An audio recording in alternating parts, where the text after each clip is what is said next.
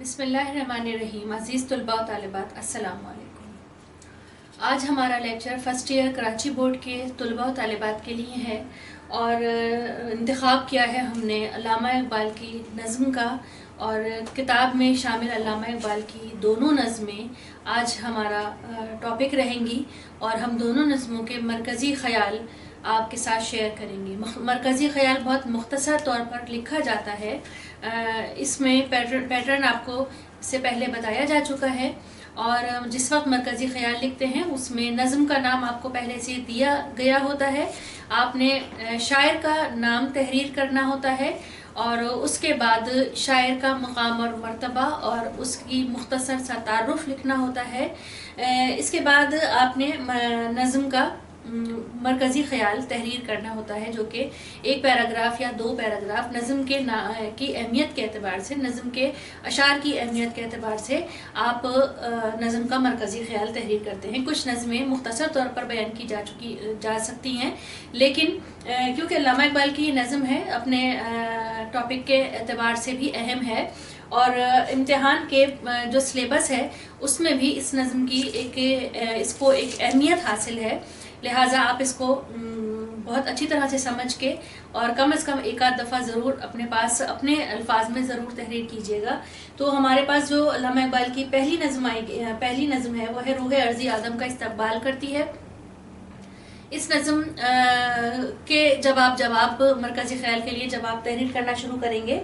तो आपने सबसे पहले आपके पास हेडिंग लिखी हुई है, नज़म का नाम है, और आपने उसके बाद शायर का नाम लिखा। अल्लामा इक़बाल इसके शायर हैं, अल्लामा मोहम्मद इक़बाल। ये नज़म जो है वो बाले जिब्रील से माखूज़ है, तो आप लिखेंगे माखूज़ बाले जिब्रील। अलक़ाब और ख़िताब अगर हम देखें अल्लामा इक़बाल के, तो शायर मशरिक़, हकीमुल उम्मत और पाकिस्तान के कौमी शायर का आपको लक़ब हासिल है, ख़िताब हासिल है। शेरी मजमूए जो हैं वो आपके एक तवील हमारे पास फहरिस्त है अल्लामा इक़बाल के शेरी मजमूओं की, तो आपको जहाँ तक याद हो आप यहाँ पे लिखिएगा, कुछ ज़रूर याद रखिएगा। उसके बाद हम शायर का थोड़ा सा मुख्तसर सा तारुफ़ पेश करते हैं। ये शायर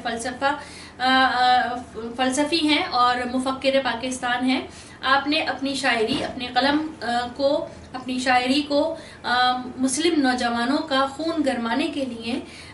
आपने इस्तेमाल किया। उनमें जोश और जज्बा और वलवला पैदा करने के लिए आपने अपने कलम का सहारा लिया और ऐसे ऐसे मौज़ूआत पे आपने नज़में लिखी जिससे कि मुसलमानों को अपने मुसलमान होने पर अपने जो उनका एक बैकग्राउंड है, उनके जो बुज़ुर्ग हैं, जिस कौम से अब मुसलमानों का ताल्लुक़ है, जिस गैरतमंद कौम से मुसलमानों का ताल्लुक़ है, नौजवानों को उसके ऊपर फ़ख्र महसूस हुआ और जिस कैफियत से अल्लामा इक़बाल ने इन नज़मों को लिखा, उसी कैफियत से नौजवानों पे असर भी हुआ। अच्छा जी, हम अगर रूह अर्ज़ी आदम का इस्तक़बाल करती है, जैसे कि इसके नाम से ही जो अशार हैं उनकी वजाहत हो रही है कि हज़रत आदम अलैहिस्सलाम को जब इस दुनिया में भेजा गया तो उनके इस्तक़बाल के लिए रूह अर्ज़ी, ज़मीन की रूह,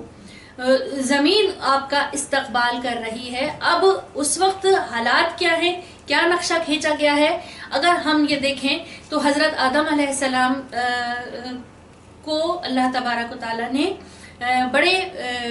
आराम और बहुत सुकून के साथ जन्नत में रखा और आपका मुकाम जन्नत था। लेकिन क्योंकि दुनिया भी आबाद करनी थी और अल्लाह की मसलहत यही थी, लिहाजा आप अल्लाह की नाराज़गी को दिल में लिए हुए आप जब यहाँ दुनिया में आप अपना कदम रखते हैं तो आप उदास हैं और दुनिया में आपका दिल नहीं लग रहा है और आप मुसलसल रो रहे हैं और अल्लाह से दुआ कर रहे हैं ऐसे वक्त में, जबकि आपके पास कोई नहीं है, दुनिया जो है वो आपको वेलकम कर रही है और हज़रत आदम अलैहिस्सलाम को तसल्ली के अल्फाज में आपसे गुफ्तगू कर रही है और उनको उनका असल मकसद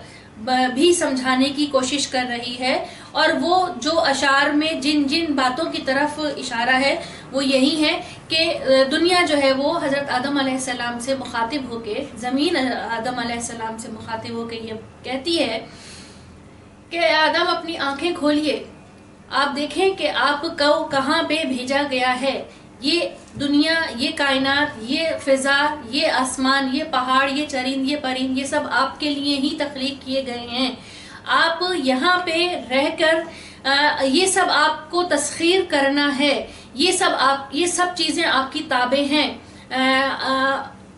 لہٰذا آپ یہاں پہ رہتے ہوئے اپنی کوشش اور محنت کرتے رہیے، اور یہاں پہ دنیا جو ہے، زمین جو ہے وہ یہ بھی حضرت آدم علیہ السلام کو یاد دلاتی ہے کہ ان کی جو خواہش ہے، جس مقام سے انہوں نے اپنے سفر کا آغاز کیا یعنی جنت، تو ان کی خواہش وہیں پہ واپس جانا ہے اللہ کی رضا کے ساتھ. تو پھر جو زمین ہے وہ حضرت آدم علیہ السلام سے کہتی ہے کہ اللہ کی رضا کے ساتھ اگر آپ کو اپنا وہ مقام واپس چاہیے تو اس کی ایک ہی صورت ہے کہ آپ اس کے بتائے ہوئے طریقوں پہ عمل کریں، آپ اللہ کی وحدانیت پہ قائم رہتے ہوئے اس کی عبادت کریں، جو احکامات کا حکم ہے ان کو بجا لائیں، اس دنیا کو تسخیر کریں،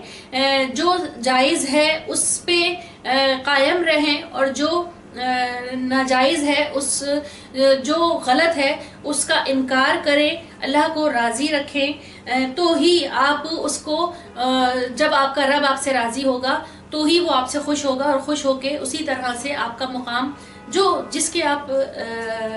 خواہش کر رہے ہیں اور جس کے آپ لائق ہیں وہ آپ کو ضرور ملے گا. اب یہاں پہ جو ہے وہ جو زمین ہے وہ یہ بھی کہتی ہے کہ یہ جو آپ کا سفر ہے یہ اتنا آسان نہیں ہے. اس سفر میں قدم قدم پر آپ کو مشکلیں بھی پیش آئیں گی، قدم قدم پر آپ کے امتحانات بھی ہیں، قدم قدم پر آپ کو کبھی امید اور کبھی نا امیدی بھی نظر آئے گی، کیونکہ یہ وہ مقام ہے، یہ وہ جگہ ہے جہاں پہ امید اور نا امیدی انسان کے ساتھ ساتھ ہی چلتی ہیں. اس کے علاوہ اگر ہم دیکھیں کہ کس طرح سے جو زمین ہے وہ حضرت آدم علیہ السلام کی دلجوئی کرتی ہے، تو وہ ان کو یہ بھی بتاتی ہے کہ یہاں پہ جو آپ کا طریقہ تھا جنت میں، ہر چیز آپ کے تابع تھی، آپ کی خواہش کے تابع تھی، لہٰذا اب ایسا نہیں ہے. اب آپ نے اٹھنا ہے، اب آپ نے اپنے زور بازو کا سہارا لیتے ہوئے، اپنی طاقت کو پہچانتے ہوئے آپ نے اس سفر کو جاری رکھنا ہے، آپ نے اس دنیا کو آباد بھی کرنا ہے، اور آپ نے اپنا جو آپ کی خواہش ہے، جو آپ کا اصل مقام ہے، آپ نے اس کو نظر انداز نہیں کرنا ہے، اپنا فوکس وہیں رکھنا ہے، اور اس دنیا کے کا سفر جو ہے وہ گزار کے آپ نے اپنے ہمیشہ کے زندگی میں آپ کو اپنا وہی مقام حاصل کرنا ہے جس کے آپ حقدار ہیں، جس کے آپ لائق ہیں، اور جو آپ کے لیے ہی بنایا گیا ہے. اس دنیا کو آپ کے لیے تسخیر کیا گیا ہے، لیکن آپ کا جو اصل مقام ہے وہ جنت ہی ہے جہاں کہ آپ مقیم تھے. یہ جو ہے روح ارضی آدم کا استقبال کرتی ہے. کس طرح کرتی ہے کہ حضرت آدم علیہ السلام کو تسلی اور محنت اور کوشش کی اور جوش کی اور جذبے کی جو ایک ہمت اور حوصلہ دیتی ہے، یہ اس تمام اشعار کا مرکزی خیال ہے. پہلی نظم کا مرکزی خیال ہمارے پاس یہی آ گیا، سیم وہی رہے گا پیٹرن جو کہ آپ کو پہلی نظم میں آپ نے دیا، کہ وہ اسی طرح سے آپ نے مرکزی خیال، شاعر کا تعارف، ان کی وجہ شہرت، القاب اور خطاب اور القابات وغیرہ. اس کے بعد دوسری نظم جو ہے اس میں ہم نے نظم کا نام سلطان ٹیپو کی وصیت، فرسٹ ایئر کراچی بورڈ کی کتاب کا یہ دوسری نظم ہے. اور سلطان ٹیپو کی وصیت جو ہے وہ ماخوذ ہے ضرب کلیم سے۔ اس میں تعارف شاعر لکھنے کے بعد جب آپ نظم کے مرکزی خیال کی طرف آتے ہیں تو اس میں آپ نے مسلمان کی حیثیت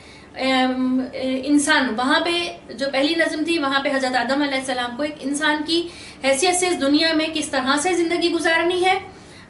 یقیناً مسلمان کی حیثیت سے بھی وہاں پہ بات تھی، لیکن اس نظم میں خالصتاً ایک مسلمان مجاہد کی کیا ذمہ داری ہے، یہ اس نظم کا ٹاپک ہے، اس نظم کا مرکزی خیال یہی ہے۔ مختصر طور پہ میں آپ کو یہاں پہ بیان کرتی ہوں کہ مسلمان ایک مسافر کی حیثیت سے اس دنیا میں بھیجا گیا ہے، اس کی اپنی دنیا میں رہتے ہوئے خواہش جو ہے وہ نہیں ہے سوائے اس کے کہ وہ اپنے رب کو راضی کرے، سوائے اس کے کہ وہ ایک مجاہد بن کر دین اسلام کا نفاذ کرے۔ مسلمان کا کام یہی ہے کہ وہ برائی کو جڑ سے ختم کرے اور نیکی اور بھلائی کا نفاذ کرے، اسلام کا کے جھنڈے تلے تمام لوگوں کو جمع کرے، زیادہ سے زیادہ لوگوں تک اللہ کا پیغام پہنچائے، یہی ایک مسلمان مجاہد کا کام ہے جو رسول اللہ صلی اللہ علیہ وآلہ وسلم آپ کے ساتھی کر کے گئے، اور اگر ہمیں آپ کے ساتھیوں میں اپنے آپ کو شامل کروانا ہے تو اس کا طریقہ یہی ہے کہ جو نبی صلی اللہ علیہ وآلہ وسلم کا طریقہ تھا ہمیں بھی اگر انہی کے طریقے پہ عمل کر کے ہم اپنی زندگی گزاریں گے تو ہی ہم آپ صلی اللہ علیہ وآلہ وسلم کے ساتھیوں میں شمار ہو سکتے ہیں، آپ کے امتیوں میں ہم شمار ہو سکتے ہیں، ورنہ ہماری حیثیت ایک عام آدمی، ایک عام انسان کی سی ہوگی، مسلمان مجاہد کی سی نہیں ہوگی۔ تو یہاں پہ سلطان ٹیپو کی وصیت جو ہے اس کے مطابق بھی صرف یہی مرکزی خیال ہے اس کا کہ مسلمان کے لیے اس دنیا میں اس کی کوئی منزل نہیں ہے، اس کو مسلسل جدوجہد کرنی ہے، اس کو مسلسل سفر کرنا ہے، اس کی آخری جو منزل ہے، اس کی واحد منزل ہے وہ ہمیشہ کی زندگی ہی ہے۔ دنیا کا عیش اور آرام، سکون، اطمینان یا رنگینیاں ایک مسلمان مجاہد کے لیے نہیں ہے، وہ اس کو میسر بھی ہو تو قبول نہ کرے بلکہ ان کو ٹھکرا دے اور آگے بڑھ جائے، کیونکہ اگر وہ کہیں رکتا ہے تو اس کی زندگی میں جمود آ جائے گا، اور جو کہ اس کے آگے بڑھنے کے لیے یا اس کے جو نصب العین ہے، اس کا جو زندگی کا طریقہ زندگی گزارنے کا جو طریقہ ہے اس کے خلاف ہے، اس کے منافی ہے، لہٰذا کہیں رکنے کے بجائے مسلسل اس کو سفر کرنا ہے، مسلسل اس دنیا کی تسخیر میں رہنا ہے اور اللہ کا پیغام عام کرنا ہے۔ ساتھ ہی ساتھ اگر یہاں پہ یہ بھی کہا جائے کہ اللہ تبارک و تعالیٰ کی ذات میں شرک نہ کیا جائے اور تمام جو مشرکین ہیں اور تمام جو شیطانی طاقتیں اور قوتیں ہیں ان سب کو ٹھکراتے ہوئے آگے بڑھے، اپنے ایمان پہ قائم رہے،